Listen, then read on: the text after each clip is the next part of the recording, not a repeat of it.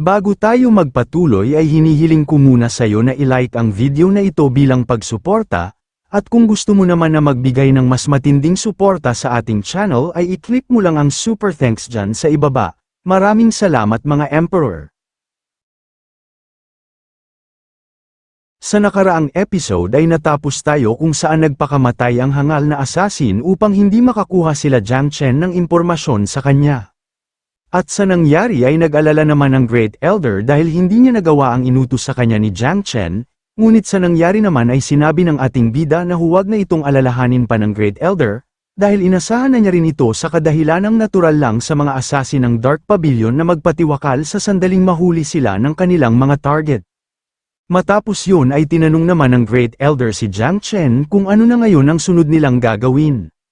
At sa naging tanong naman niya ay mabilis na sumagot ang ating bida kung saan sinabi niya na uutusan niya muna ang mga disciple ng Peerless Sect na ayusin na ang Lesser 9 Mystic Array, upang walang kahit sino sa loob ng kanilang sect ang may kakayahan na masaktan siya, at bukod pa doon ay inutusan ni Jiang Chen ang Great Elder na palihim nitong alamin kung sino ang hangal na nagpatong ng bounty sa kanyang buhay.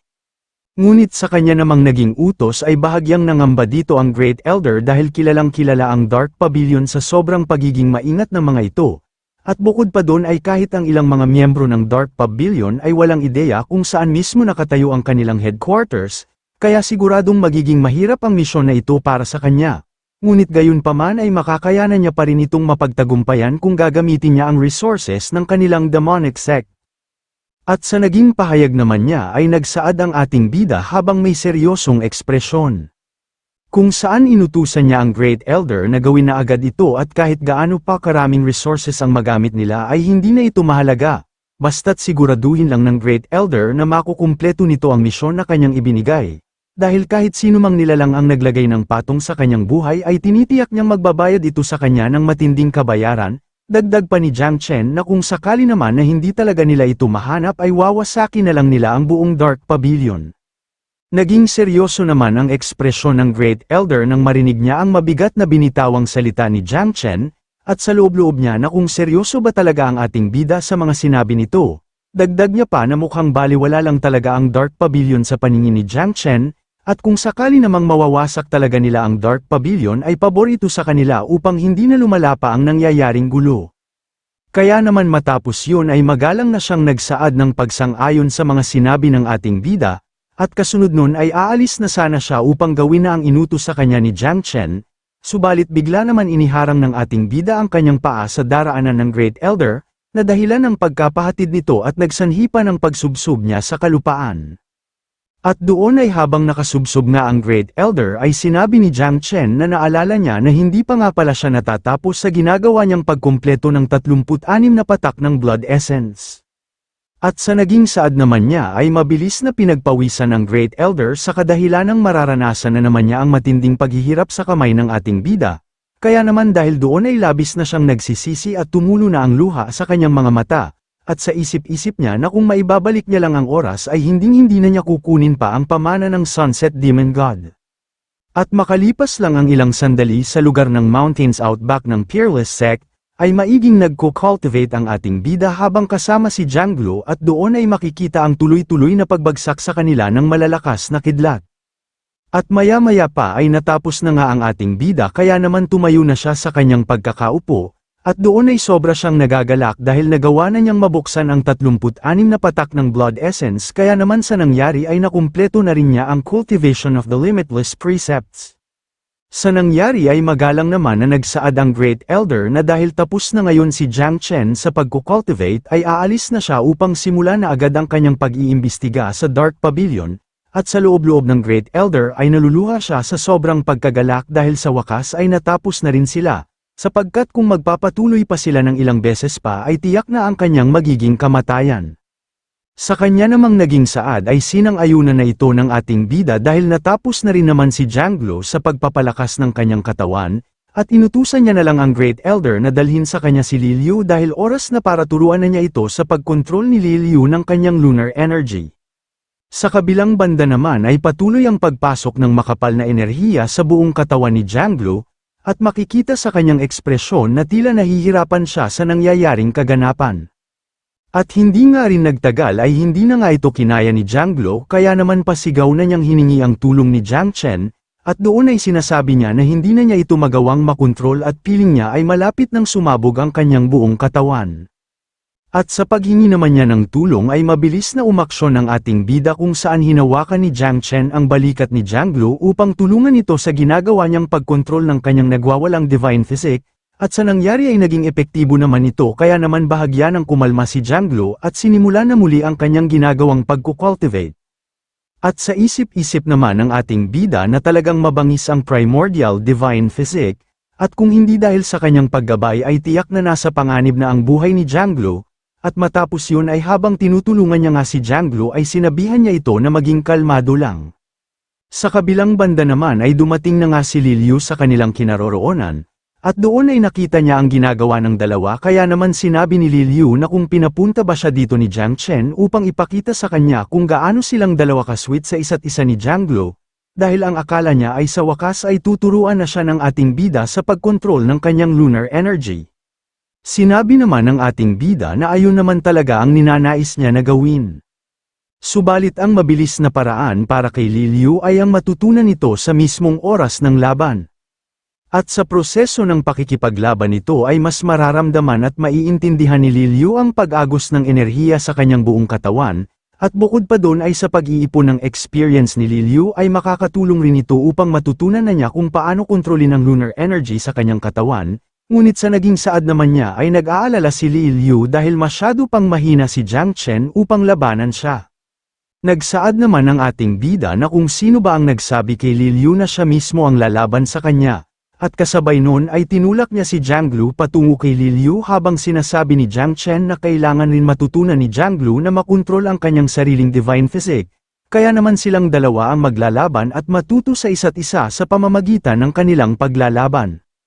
Ngunit sa nais namang mangyari ng ating bida ay sobrang nangamba si Jiang Guo dahil kung ibababa ni Li Liu ang kanyang level at magiging pareho sila ng magiging cultivation level ay tiyak na mapapatay niya ito sa pamamagitan lamang ng kanyang isang suntok, at nang marinig naman ito ni Li Liu ay nag-apoy siya sa matinding galit dahil sa ginagawang pangmamaliit sa kanya ni Jiang Guo, kaya naman pag-alit na niya itong inaya na simulan na agad nila ang kanilang labanan.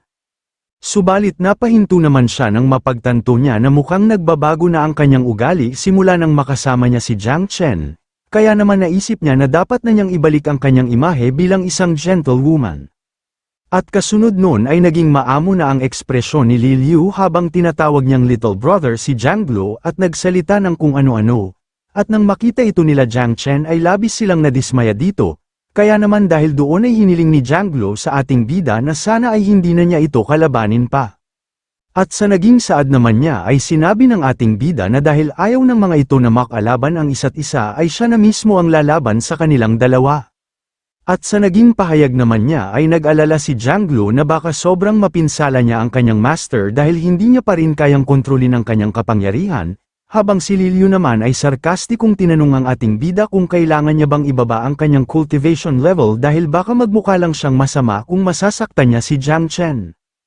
At sa naging saad naman ng dalawa ay mayabang na sinabi ng ating bida na hindi na kailangan mag-alala ng mga ito, dahil ang level niya palang na greater body tier ay sapat na upang kalabanin silang dalawa ng magkasabay, at sa isip-isip ni Jiang Chen na maganda itong pagkakataon sa kanya upang masubukan kung gaano na nga ba kalakas ang kanyang katawan matapos niyang makumpleto ang cultivation of the limitless precepts. At sa sinabi naman niya ay pumayag na si Jiang Guo habang si Li Liu naman ay nagagalak sa nangyayaring kaganapan dahil sa wakas ay magagawa na rin niya ngayon na bugbugin si Jiang Chen. At doon ay sinabi ni Li Liu na huwag kalimutan ng ating bida ang binitawan nitong salita upang hindi siya sisihin ni Jiang Chen matapos niya itong bugbugin, habang si Jiang Guo naman ay nagsaad na gagawin niya ang lahat ng kanyang makakaya para hindi niya masyadong masaktan si Jiang Chen. Sa pinapakita namang kumpiyansa sa sarili ng dalawa ay mas lalong nakaramdam ng kasabikan ang ating bida. Kaya naman sumugod na siya kay Jiang Guo habang sinasabi niya na tigilan na nila ang walang saysay na kanilang pinagsasabi at simulan na agad nila ang kanilang labanan, at pagkatapos niya banggitin yun ay pinakawalan na niya nga ang kanyang suntok, kung saan nagawa naman itong nasalag ni Jiang Guo, ngunit sa kabila nun ay bagamat matagumpay niya itong nasalag ay tumilapon pa rin siya sa hindi kalayuan dahil sa lakas ng impact ng binitawang atake ni Jiang Chen. At sa nangyari ay nagsanhi pa ito ng pagkakaroon ng bahagyang pinsala ng dalawang kamay ni Jianglu na ginamit niyang pangsalag sa suntok nito, at doon ay inakala niya na gumagamit ng sandata si Jiang Chen, kaya naman tinanong na niya ito kung anong klaseng sandata ang ginamit nito upang mapinsala siya ng ganito. At sa naging tanong naman niya ay mayabang na sinabi ng ating bida na wala siyang ginamit na kahit anong sandata at ginamit niya lamang ang kanyang isang kamao.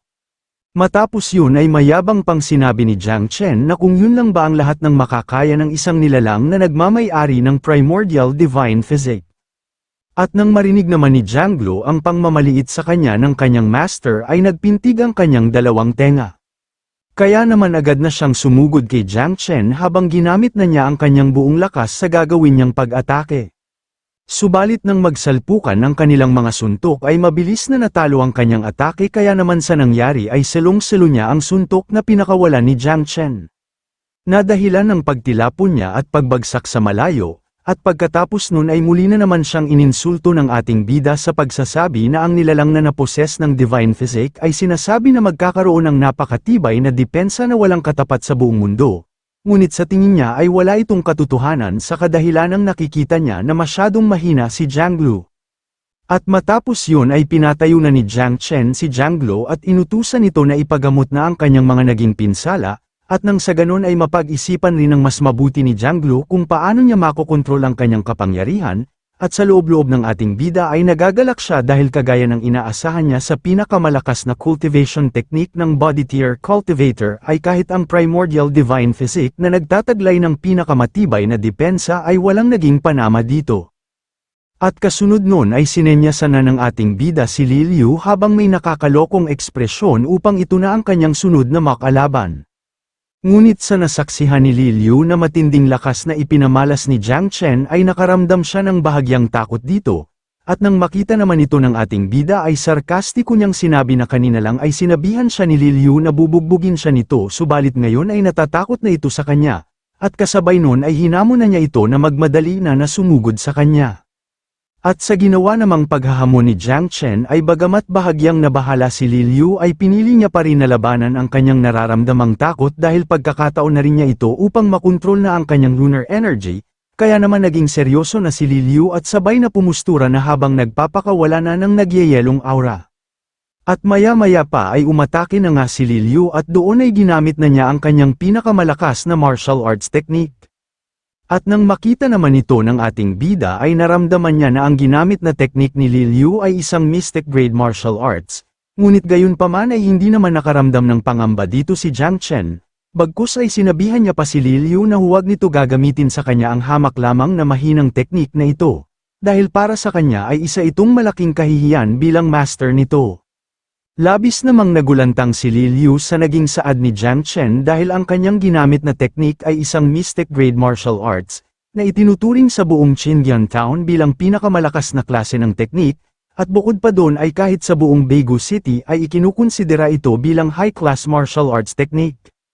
Sa naging saad naman niya ay hindi na binigyan pa ng pansin ito ng ating bida at sa halip ay nais niya na lang na ipakita kay Li Liu kung bakit para sa kanya ay isang mahina lang na teknik ang mystic grade martial arts. Kung saan ng bahagya ng makalapit kay Jiang Chen ang ipinagmamalaking atake ni Li Liu ay pumustura na ang ating bida at doon ay inangat niya ang kanyang dalawang daliri, at matapos yun ay pasimple niya lang na sinalo ang malakas na atake ni Li Liu gamit lamang ang kanyang isang kamay. At bukod pa doon ay hindi man lang siya nito na paatras sa kanyang kinatatayuan kahit na konti. At pagkatapos nun ay mayabang na sinabi ng ating bida na kung ito na ba yung ikinukonsidera ng buong Daegu City bilang isang high-class martial arts.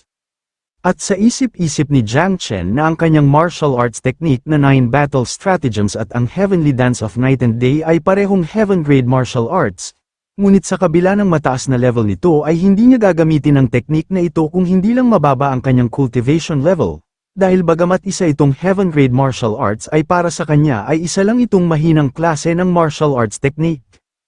At matapos yun ay inangat ng ating bida ang kanyang isang kamao at nag-ipon ng bahagyang lakas dito, at kasunod nun ay binitawan niya ito sa atake ni Li Liu na kanyang salag-salag, na dahilan ng mabilis na pagkawasak ng ipinagmamalaking high-class martial arts ni Li Liu. Kaya naman nang makita ito ni Li Liu ay napapatanong na lang siya sa kanyang sarili na kung paano ito naging posible. Subalit sa kabila ng kanyang malaking tanong sa sarili ay bigla naman siyang napasalag upang protektahan ang kanyang sarili sa lakas ng naging impact ng pagsabog ng kanyang atake, ngunit bagamat nagawa niyang protektahan ang kanyang sarili ay nagdulot pa rin ito ng bahagyang pinsala sa kanya. At bukod pa dun ay nawasak pa ang kanyang suot-suot na damit kaya naman dahil doon ay kitang-kita na ang kahubaran ng kanyang buong katawan.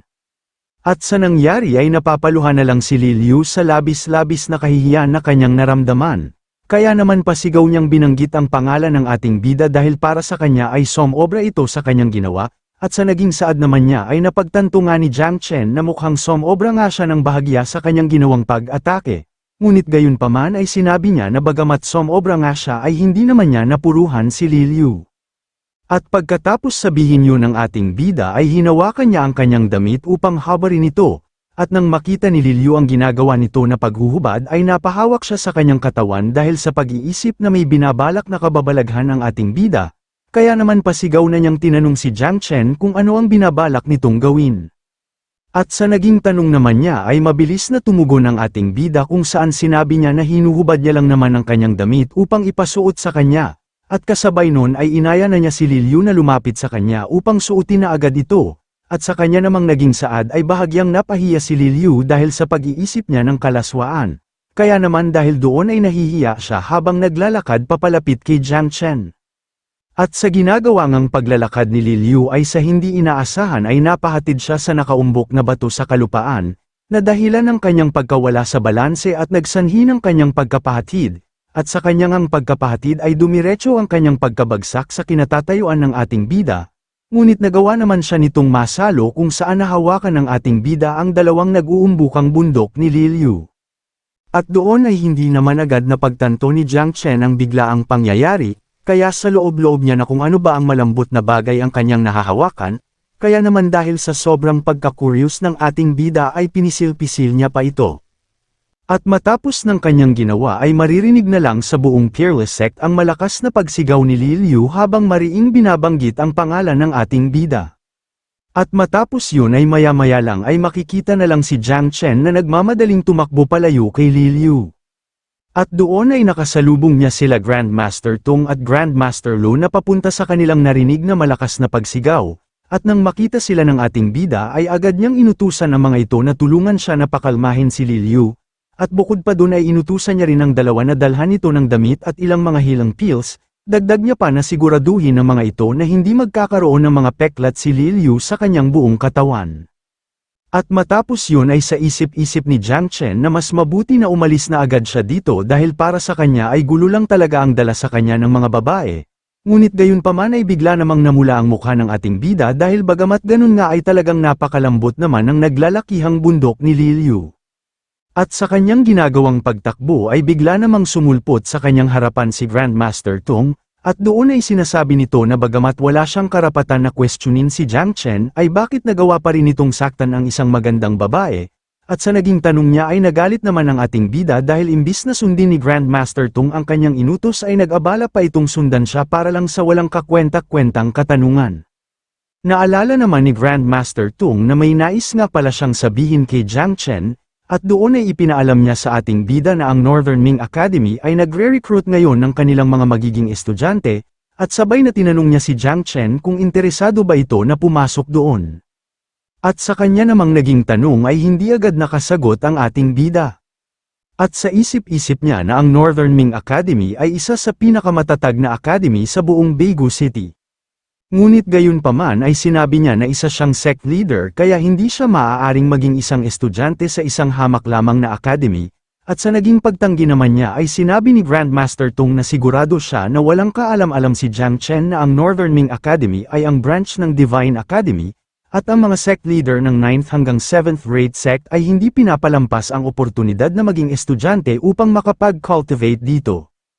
Tumama naman si Grandmaster Tung sa kanyang naging hinala dahil wala ngang ideya dito ang ating bida at maging ang Divine Academy ay hindi niya rin nakikilala.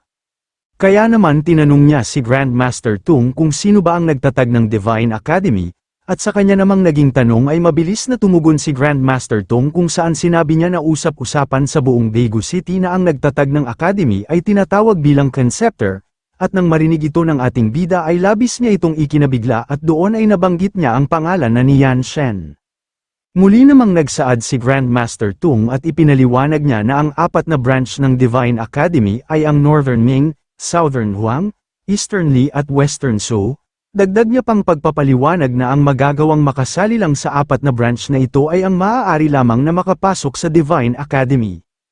At nang malaman nito ni Jiang Chen ay naisip niya na kung si Yan Shen talaga ang nagtatag ng Divine Academy ay sigurado siyang iniwan nito ang kanyang pamana dito, kaya naman tinanong ng ating bida si Grandmaster Tung na kung may paraan ba upang makasali siya ng direkta mismo sa Divine Academy, at sa naging tanong naman niya ay agad na sumagot si Grandmaster Tung na walang kahit anong paraan dahil ang patakaran sa Divine Academy ay maiging ipinatutupad. At sa naging tugon naman niya ay naglakad na ang ating bida, habang tinatanong niya si Grandmaster Tung kung saan niya mahahanap ang Northern Ming Academy, at ayon naman kay Grandmaster Tung na mahahanap ito ni Jiang Chen sa Mount Nebula na may 600 milya mula sa Qingyuan Town at may 100 milya naman ang layo mula sa Beigu City. At matapos yun ay sinabi naman ni Grandmaster Tung na hayaan siya ni Jiang Chen na samahan siya patungo sa lugar na yun, ngunit sa kanya namang naging alok ay mariing tumanggi ang ating bida, at kasunod nun ay sinabi ni Jiang Chen na dahil ang Dark Pavilion ay patuloy pa rin siyang hinahunting ngayon ay mukhang kailangan niya munang magpanggap bilang ibang tao. At pagkatapos nun ay nagsimula ng maglakad ang ating bida upang puntahan na agad ang Northern Ming Academy. At habang nangyayari yun ay unti-unti namang pinalilibutan ni Jiang Chen ng enerhiya ang kanyang buong katawan na sinimulan niya muna sa kanyang paahan. At hindi nga rin nagtagal ay natapos na nga ito kung saan nagresulta ito ng pag-iiba ng anyo ng ating bida bilang isang binata na may kulay puting buhok. At sa isip-isip ni Jiang Chen na magiging maayos lang naman ang Fearless Sect kung iiwan na niya muna ito, sa kadahilanang nagawa naman ng maayos ang Lesser Nine Mystic Array na pumoprotekta sa kanyang buong sect, at bukod pa dun ay nandito rin naman si Grandmaster Tung at Grandmaster Lu upang asikasuhin ang mga hangal na maaaring manggulo sa Fearless Sect. Dito na muna matatapos ang ating episode, at kung gusto mong subaybayan ang ating kwento ay mag-subscribe ka na at pindutin ang notification bell, para updated ka sa pag-upload natin everyday. Maraming salamat mga Emperor!